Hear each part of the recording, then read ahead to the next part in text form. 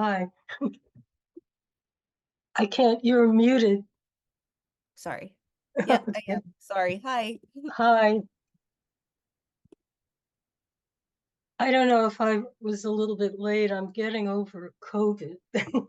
No. And yeah, so I'm a little bit slow today. Okay. Oh, I hope you feel better. Well, I'm feeling a lot better than I was before. Otherwise, I wouldn't be sitting here. You're right. How are you today? I am fine. Happy Valentine's Day. Yes, definitely. And congratulations on your book. Thank you. I did look that up last night. I'm getting a copy, I think, later today. Oh, great. Okay. Not in time for this, but I'm kind of eager to read it. Love your story.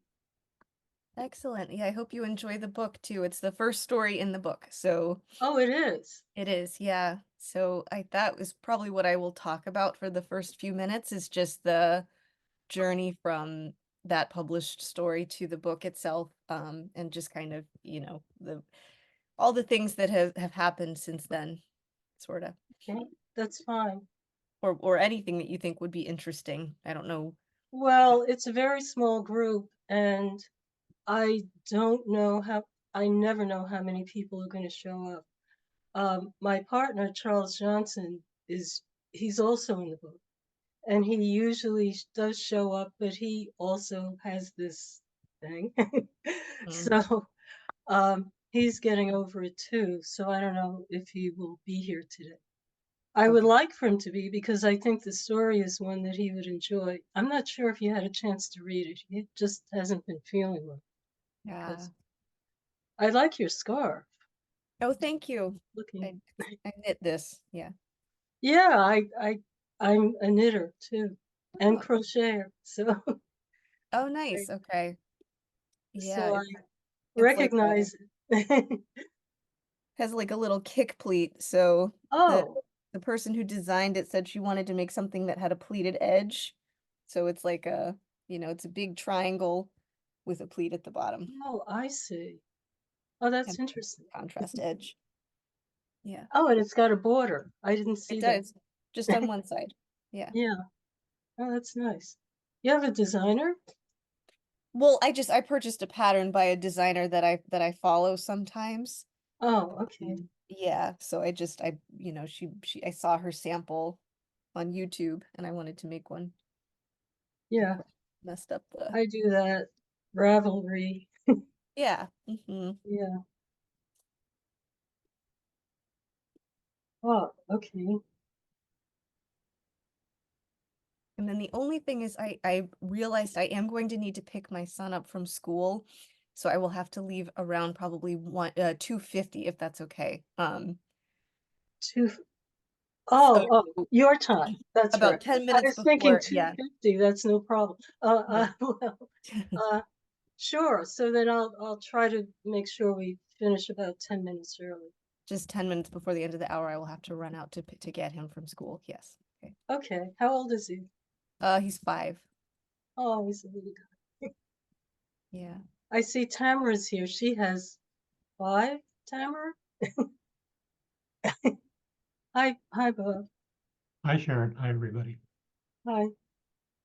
Good morning. Yeah, I have 5 kids. It's funny. I was actually on a call with a client yesterday for my poetry books, and she and I were trying to organize our schedules. And I'm like, "What about this time?" And she's like, "Well, I have to pick up my kids, so what about this time?" And so we finally did it. But I'm like, "I'm in the car, and that's the way it goes."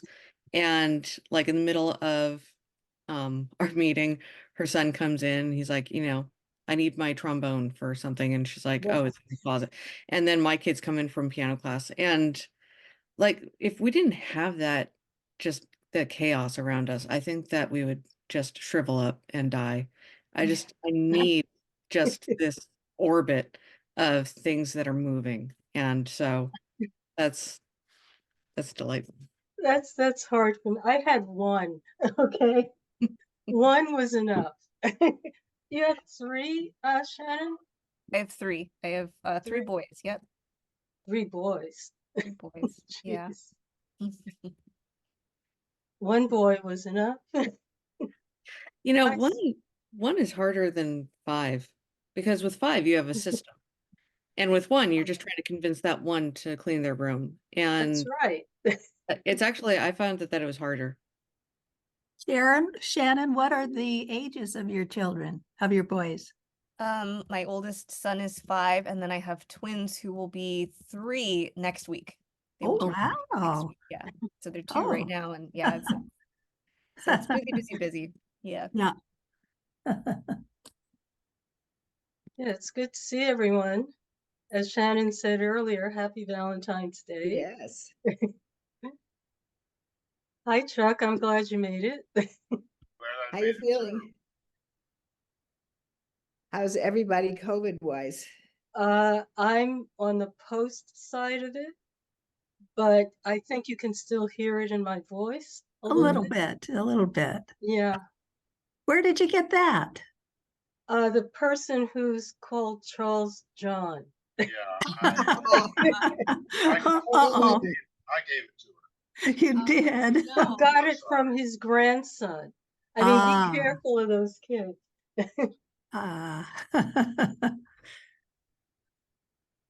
They've changed some of the stuff I'm seeing. Now you can come out. You don't have to quarantine anymore. I know. I don't know if that's a good idea. I don't think it's a good idea. Right, especially for older people. Correct. Yeah. And of us, of course. And yeah. younger ones. You should at least be doing the testing to see what, because if you test positive, even if it's a day or two later and you're testing positive, they may say you can come out, but you're shedding virus, and that's not good for other people. Right, I understand that. I just hope my voice holds out today. But everyone else is going to talk for me, right? Obviously. Obviously. Okay, it looks like a lot of people are here. And Ava, we have another attorney. Hello, good morning. Happy Valentine's. Happy Valentine's. Shannon, you're an attorney? I am. Yes. What was your field of practice? Yeah. I work for a financial regulator, and I investigate insider trading. Oh, okay. Very Where much. are you based, Shannon? I'm near DC, just outside of DC. So probably a good Maryland. place to be for that. Is everyone here on the West Coast? I think so. Everybody here is Seattle, right? Yes. Yes, this time. It's not always the case, but this time, yes.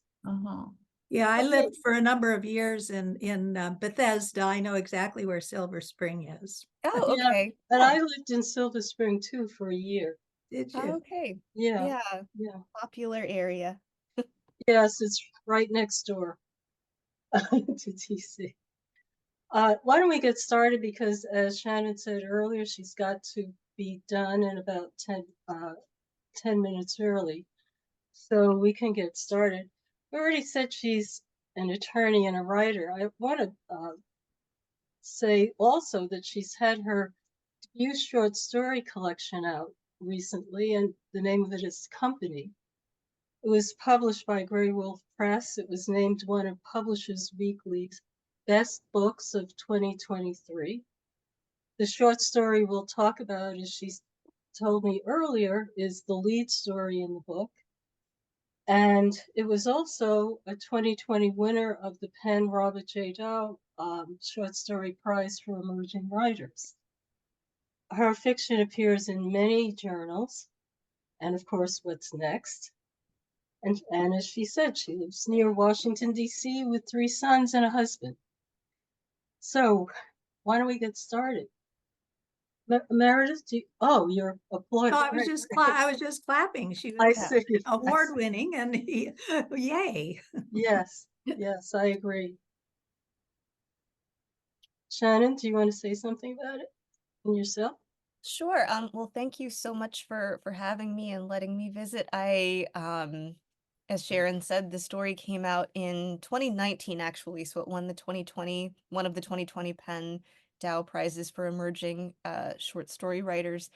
And it is from really kind of another lifetime for me now at this point, because as I just said, I have all these kids now. I didn't when I started to write this story and other stories that link with it, but it's been really exciting to see it make its way out into the world. I mean, it was really thrilling to win that award. And then shortly thereafter, I started to hear from readers about it.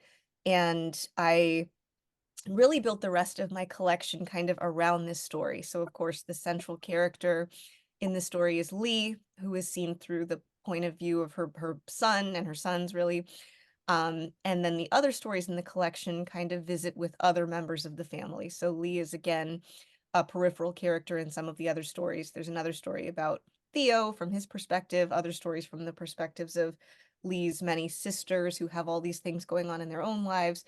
And so I really kind of built a family tree around the characters in this story, but this one came first, and it was a lot of fun to write and very challenging to write in some ways, because I had to really make sure that I was clear about what I wanted to say and not say about these characters and their dynamic. But what I have always found interesting about it is that it kind of acts a little bit like a Rorschach test in a way for the reader, because I have heard from many readers who take it kind of in the ironic spirit in which it's intended, and who have questions about the way that the sons in the story behave and the choices that they make. And then others who take it a lot more sincerely and sort of side with the sons and think that they have done something very gallant. So I'm always really interested to hear how people relate to the story and what they think of it. And yes, and I'm really grateful to Sharyn for including it in the anthology. I really appreciated getting to see it there alongside so many other good works. And yeah, I am thankful to be invited to speak with you all today. Hey, Well, I think understand. oh, go ahead, Meredith. Sharyn. No, mine is just a simple question. So I understood Miles, and I understood Theo for Thelonious. What is Mario Live? I don't know that reference. And Caprice is a wonderful name. How did you come up with those names? Was it Right. Mary Olive or? Yeah, Mary Olive is how I would say Oh, it. Mary Olive. Okay. Yes. But my younger brother, he and I used to play Nintendo a lot together, and he also went with Mario Live. That was his guess too.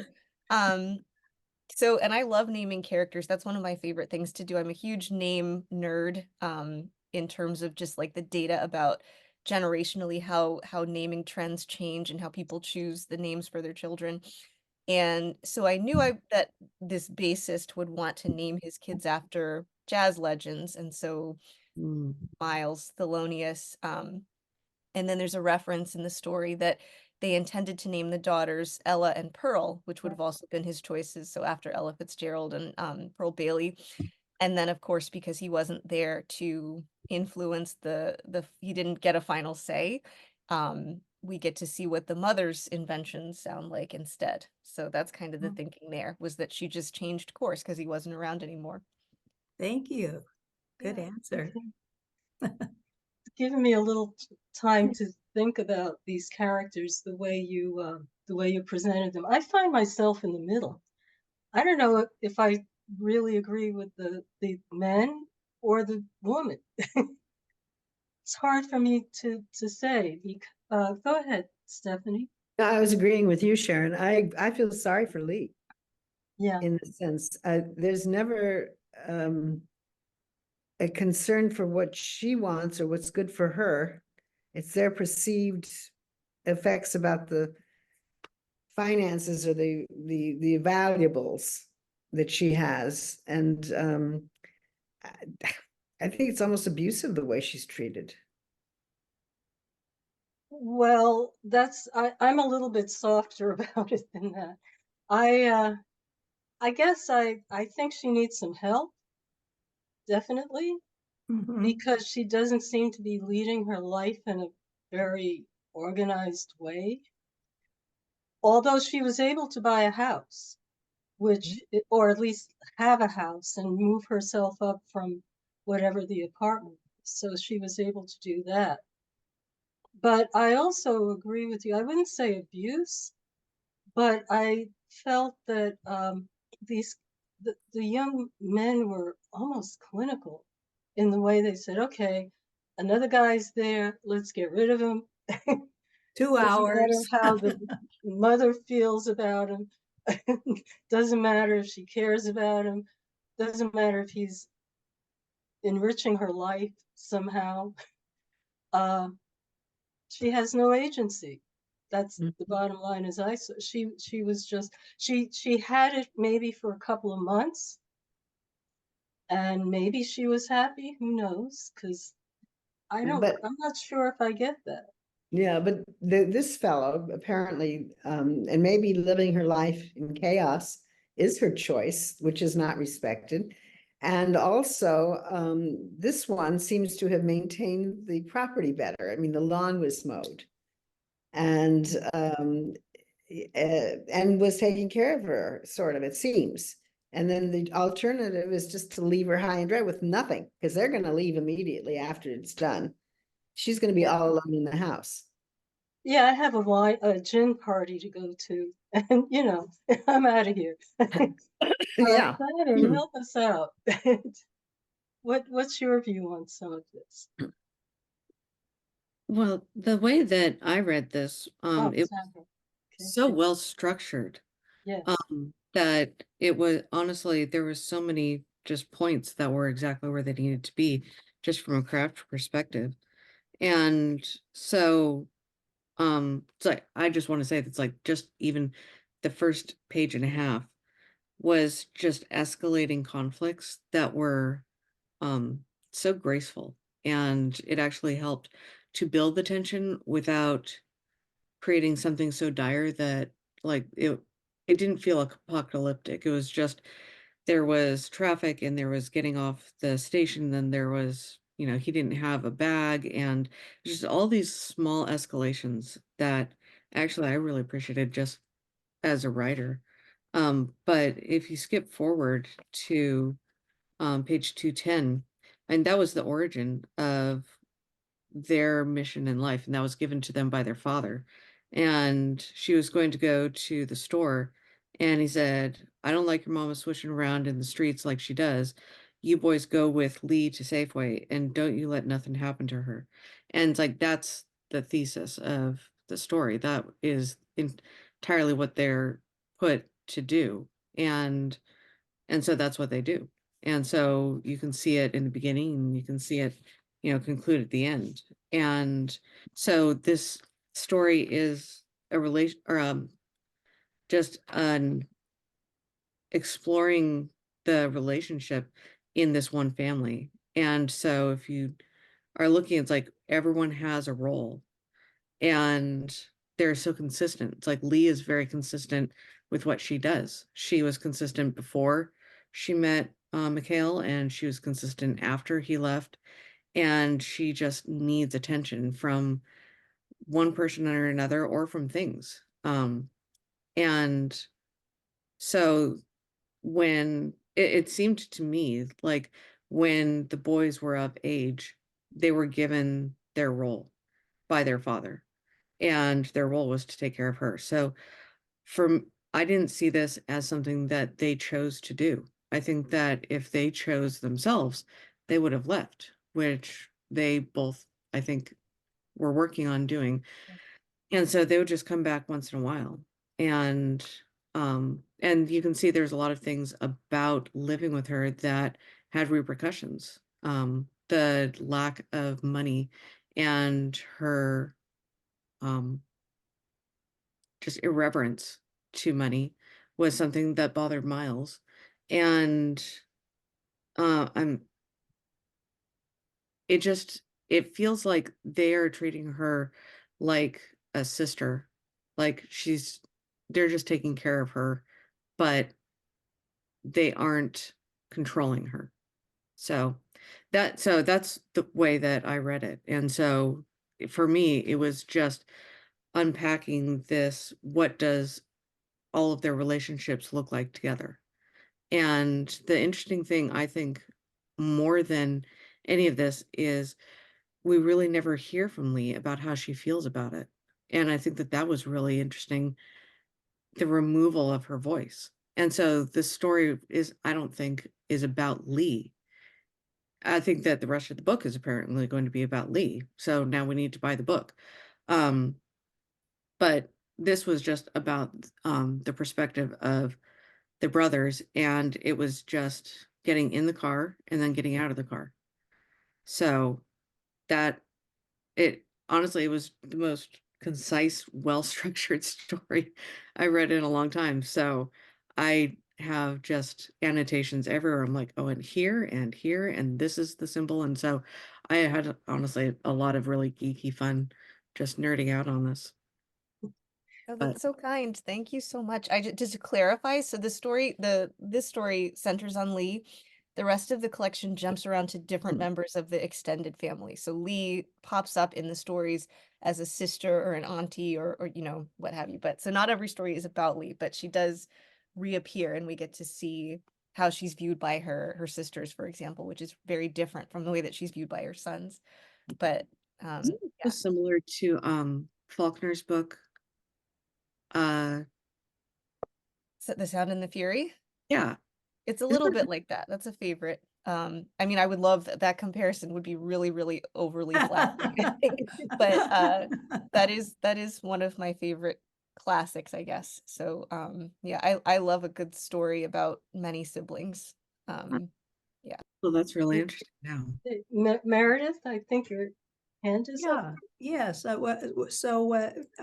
As Tamara was talking, I just wanted to draw attention to what their reaction was after they've followed their mother. They've been given the instructions from Mikhail, and they've carried out their mission. And then it said, at home, their chests puffed out even farther. They each received praise and a kiss to the forehead from Mikhail, and the pride that hummed between them nearly overpowered Miles's 8-year-old body. So he's only 8 years old. And then later it says, happiness hummed between Miles and Theo, their feelings in perfect alignment, one of the last moments in which this would ever occur. So, they're obviously feeling really proud of themselves and gotten reinforcement from somebody, from Mikhail. You bring up something that there's a lot of male bonding in this, right? Yeah. The father, the brothers, and the sisters seem to be put almost in the category of helpless individuals who are very similar to the mother. Not quite as bad, but very similar. And basically useless in this operation. Can you talk a little bit about that, Shannon? Sure. Well, and so again, the sisters are younger for one thing. They have a little bit of a different perspective on this family dynamic because, among other things, they never lived in a house that had both of their parents in it. And so their allegiance is a little bit different. They're probably much more aligned with their mother. So I wrote this story I think the first draft was in 2016, maybe. And I was thinking a lot then about gender and gender roles in families and about the ways that daughters are called upon to play different roles than their brothers are often. I think I was close to getting married then, but I didn't have any kids, but I did know the way that my own brother is handled in our family relative to the way that I am, and how I think daughters are just often expected to have more sympathy for their parents and especially their mothers. And sons might revere their mothers and hold them in this certain regard, but they also get to maintain this emotional distance. They're not really responsible for their feelings in the same way at all. And so I wanted to kind of bring that out here. I wanted to make that I just wanted to show it. I didn't really want to say anything about it that was super direct, but yeah, the sisters are seen as an extension of the mother in that their agency is kind of also discarded in a way. Like the brothers are not really interested in what they think about the suitors that come in and out of Lee's life. And they also don't seem to care if the sisters change their minds, with new information. So as somebody brought up, for example, this most recent one, he has a car, unlike some of the past ones. It seems like he's taking care of some things, and really, honestly, I'm not sure that this story gives us enough detail to show that Lee herself wasn't taking care of things before he appeared either. Evidently the bills were getting paid somehow, and things were kind of moving along. So I think that the sisters represent kind of that, sometimes in a story you want to have a little bit of a reality check to put into focus whatever your central character is telling you that might or might not be reliable. So I think we can kind of see through the sisters what some of these details are that Miles and Theo might or might not be interpreting correctly. I'm glad you brought up the issues of gender, because that's really what I was sensing was a big part of this story. And I wonder, I'm using, this is in What's Next primarily for that reason, because I wanted to have something that might point to something else having to do with gender. And I'm wondering if anyone else picked up something on that. Stephanie? Yeah, it seems that it's an issue of control, Yeah. gender control, and very, very strong from the time that their father ingrained that into them, that she was somehow inferior and had to be watched, and her behavior had to be modified or had to be controlled. She had to be slapped down in a sense. She wasn't allowed to breathe and be herself ever. And it seems very unfortunate that this continues in this particular iteration of the boyfriend, which is someone who even has a pinky ring and is Purple. yeah, and is taking care of the property and taking care of her apparently. And he's just thrown out and she's left high and dry. Yeah, they call him Mr. Signet Ring. Mhm. They're only looking at superficial things. No, there's never a care No, what makes her tick and why she is who she is and why she behaves as she does. And I don't see that it was that way either with the father. right. It's just they're all kind of playing their roles and coexisting, cohabitation. Well, I have to me, the father did care about the children. That He left them, did get. Pardon me? but then he leaves them with her. Well, it's a whole.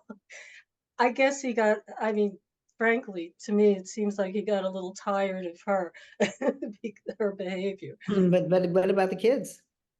He's sending checks that she doesn't cash. That's right. He's trying. He sent a letter too, right, Shannon? You want to talk about that? He did send a letter. Yeah, he sent a letter to Miles. And yeah, and some of these things are things that I didn't have all the way developed when I wrote this story, but they get developed in different ways in other parts of the book. But yeah, I mean, I think that this is something that is really about whose perspective the story is told through, because so much of what happens between Lee and McHale is seen through the eyes of Miles as a child and then is reflected on by Miles and Theo as adults. And I think that often things that we think we remember from childhood, even once we have an adult lens to look at them again, we still get things wrong because we remember the sense, we've got those sense memories and those feelings that we associate with them. And so, for example, Miles might not have understood that Lee was making a joke indicating that McHale's checks would bounce when she said, why would I even bother depositing those? So his memory, what he takes away from that is that Lee just never bothers to cash the checks. In fact, she's trying to, in some way, I think maybe protect this man because she knows that he can't deliver on what he's supposed to. And I feel like often children's memories get sort of cemented in this certain way and then never fully revised because it's always going to be in competition with whatever the original, like, very impactful memory was.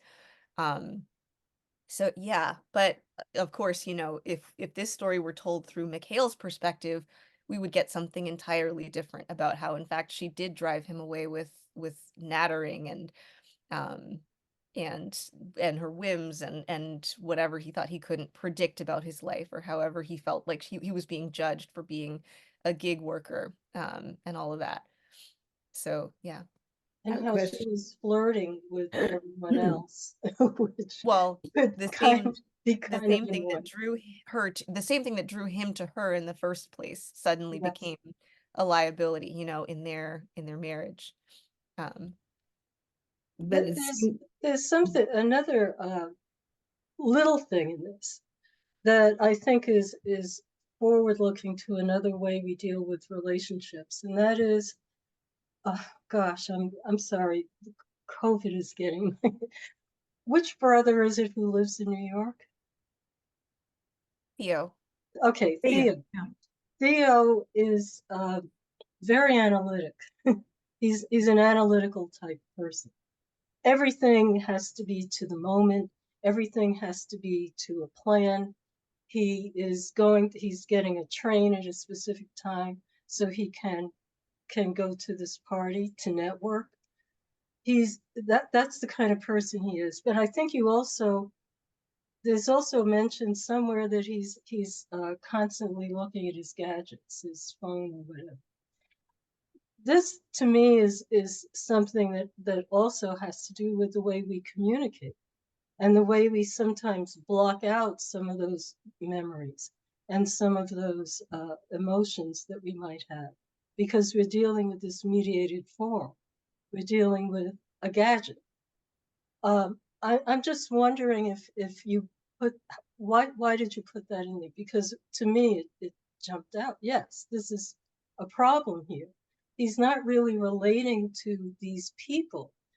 He's relating to his schedule book, or his phone, or whatever it is, but not to the people.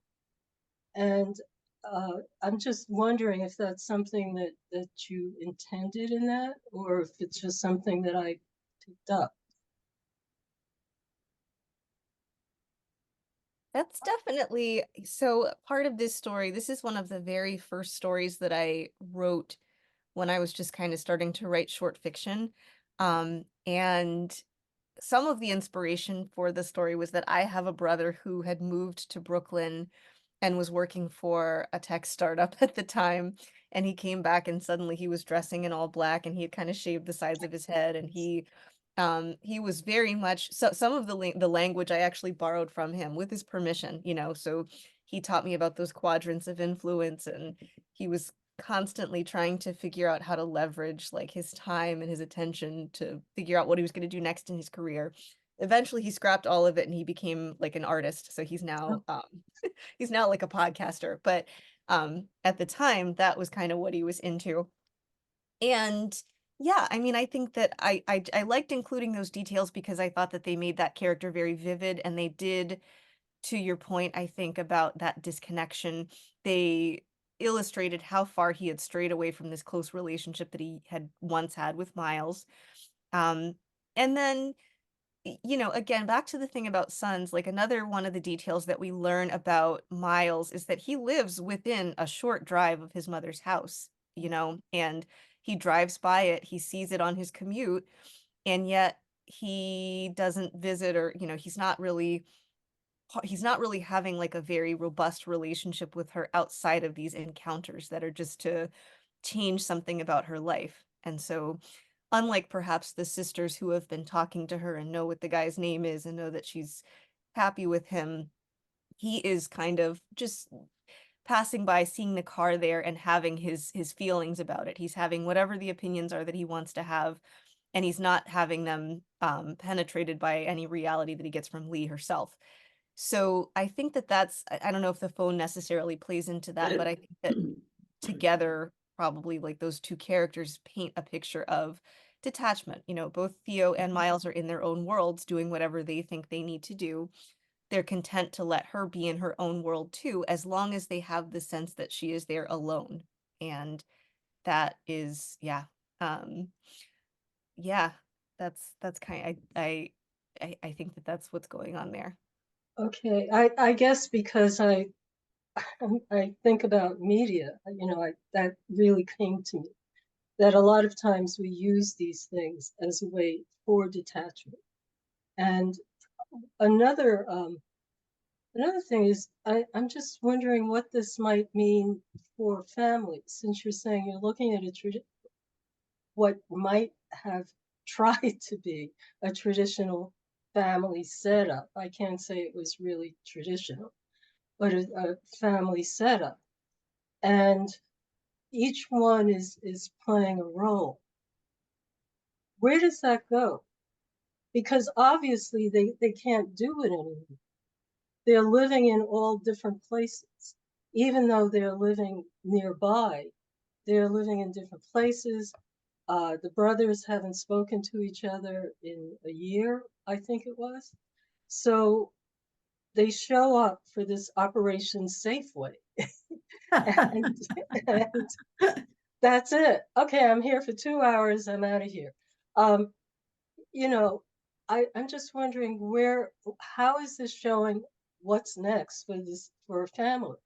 And I'm asking you because you've written other stories related to them, so maybe you can add to that. Where does this family go? Since it's got this kind of detachment happening that we Yeah, see in this first story. and I'll be brief so that if anyone else wants to weigh in, I'm interested to hear what others think too. But I mean, if I were writing this story today, even 8 years later, I guess, than when I actually started to write it, social media would play a much different role in it than it Yeah. does in the way that the story is written now. So I think we get a reference to, we find out that Miles's wife has been like on Facebook kind of following what Lee is up to, and she's aware that there's this boyfriend, and thus Miles is aware that she has this boyfriend. But I think if I were writing this today, I'd have the characters developing um even stronger opinions about each other's lives based on the avatars that they see presented in social media, because I think that that is a huge part, especially maybe in the world since the beginning of the pandemic.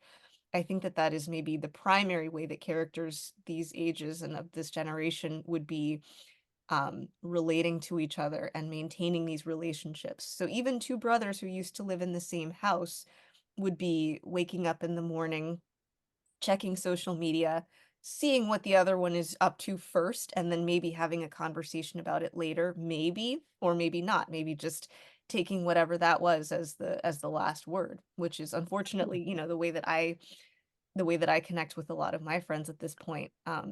And for someone like my own brother, who I want to have a real relationship with, I have to make a strong effort to call him up and say, hey, using what you just posted as a starting point, like what's really going on, you know?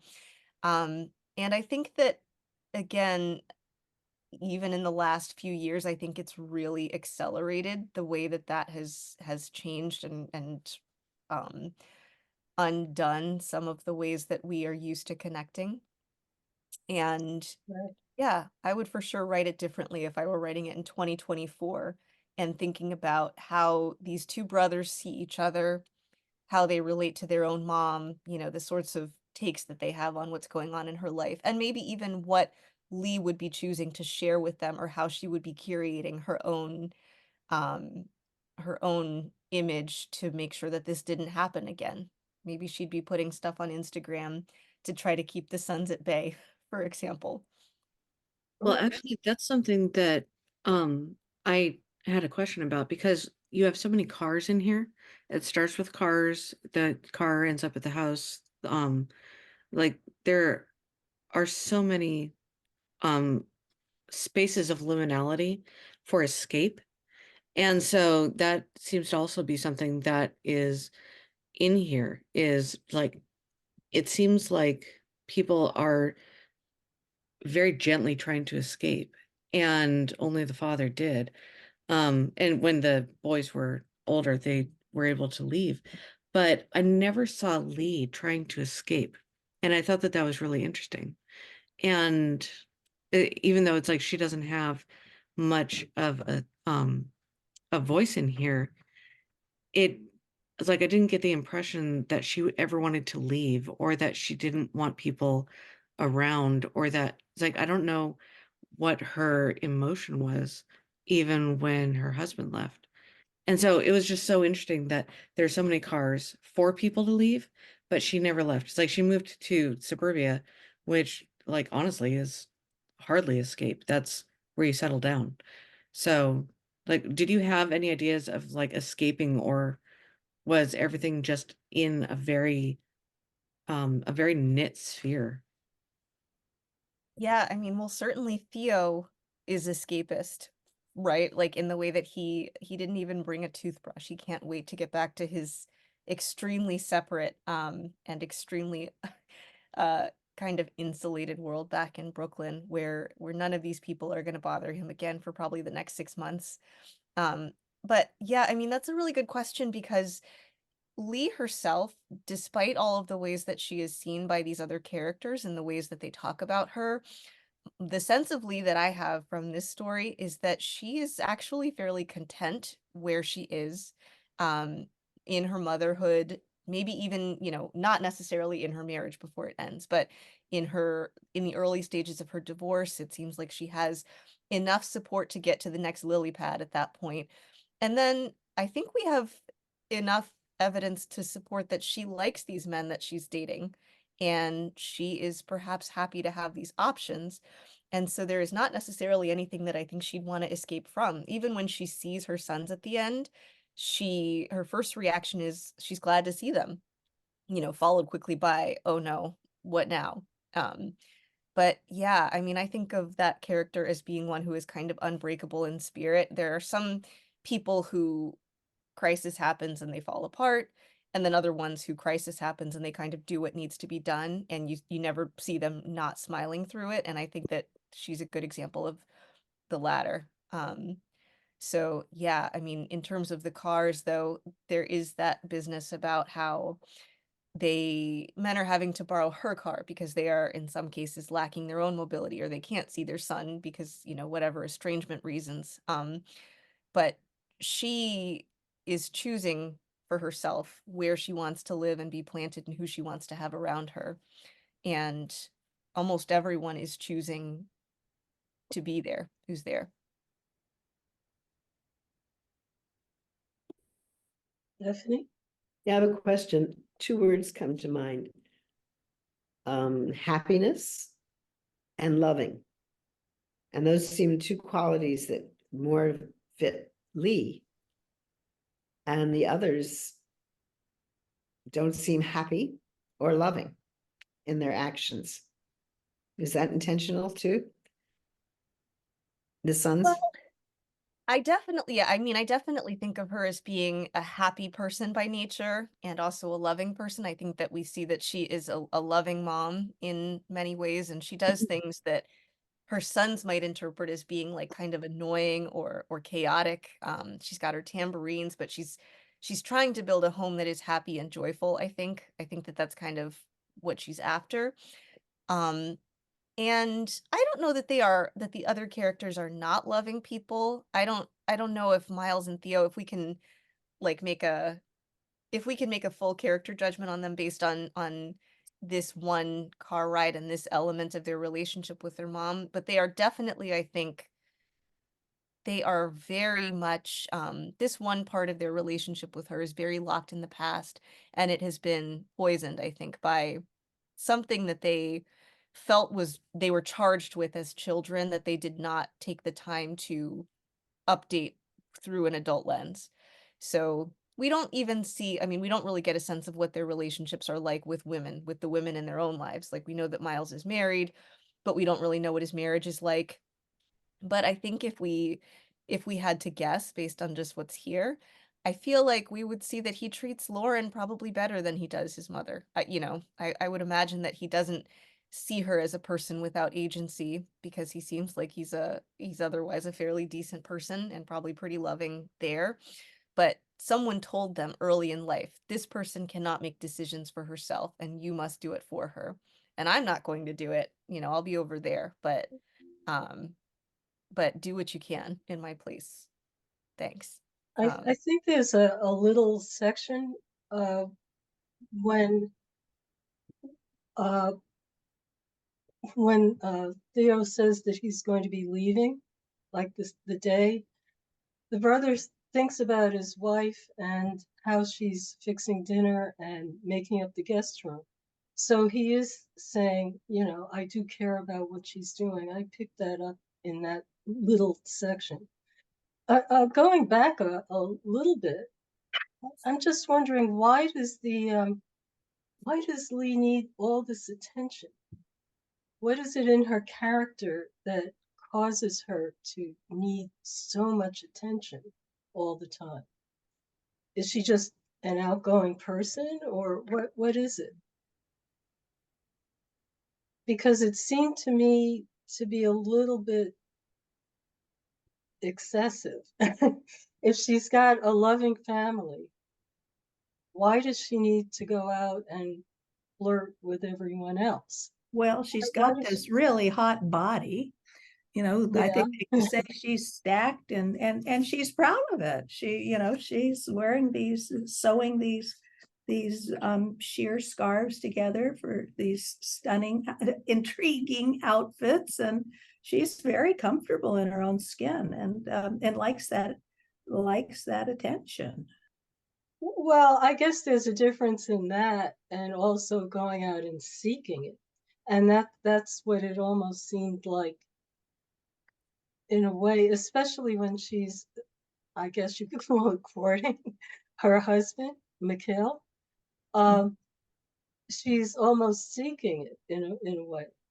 And why does she need so much attention?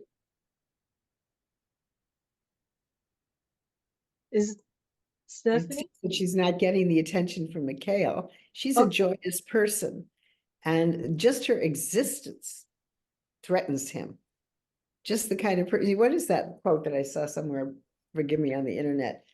Just sometimes just your presence and your being is a threat to others.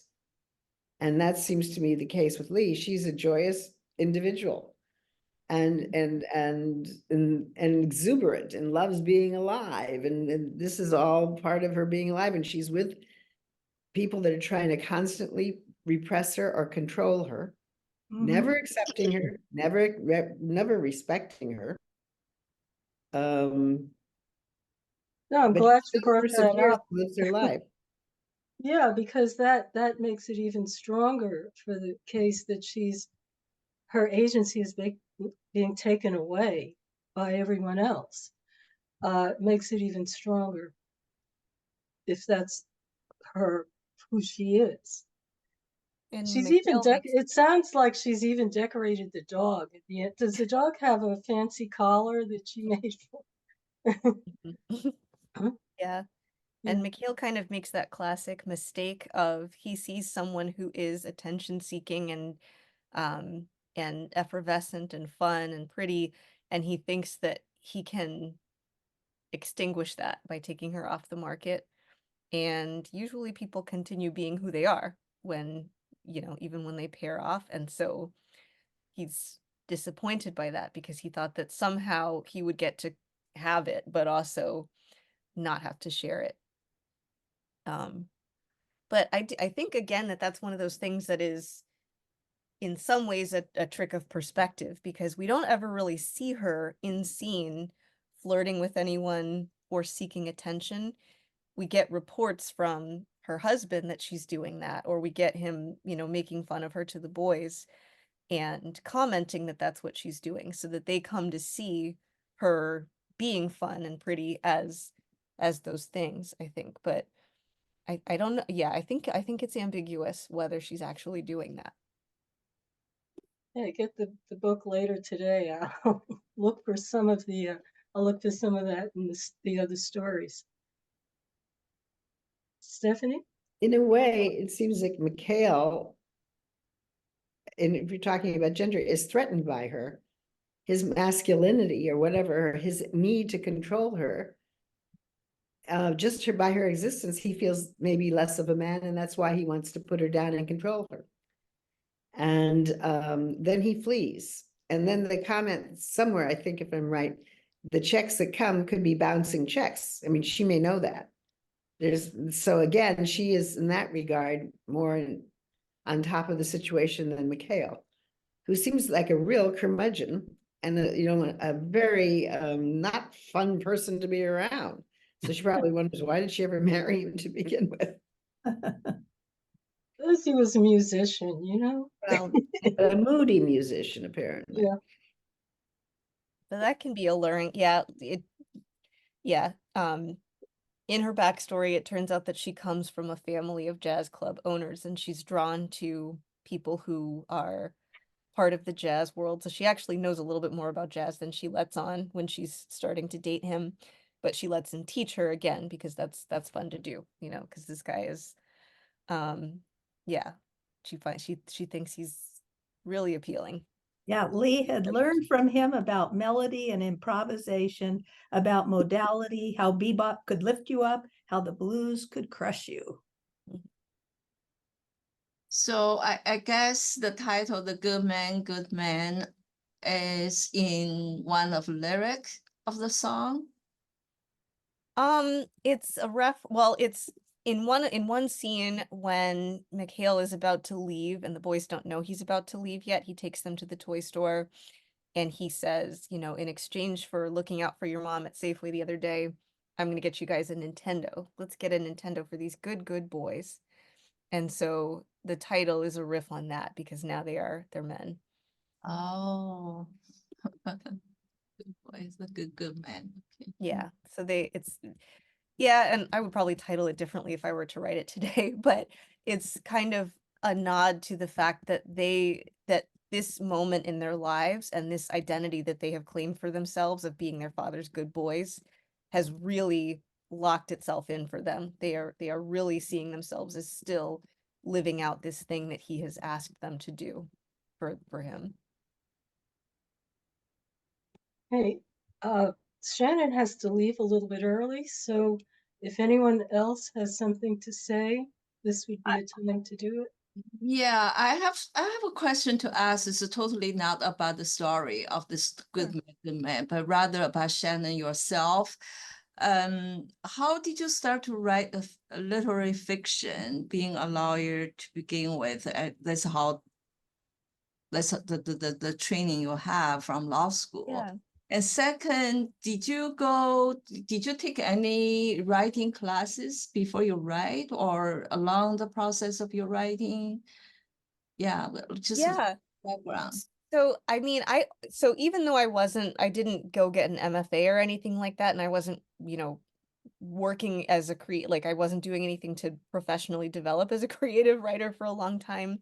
I always was a big reader. I always was a big consumer of literary fiction, and I really loved short fiction. So I have read many short story collections that I just loved, including so a few years ago, the Pulitzer was Jennifer Egan's A Visit from the Goon Squad, which is a collection of linked short stories.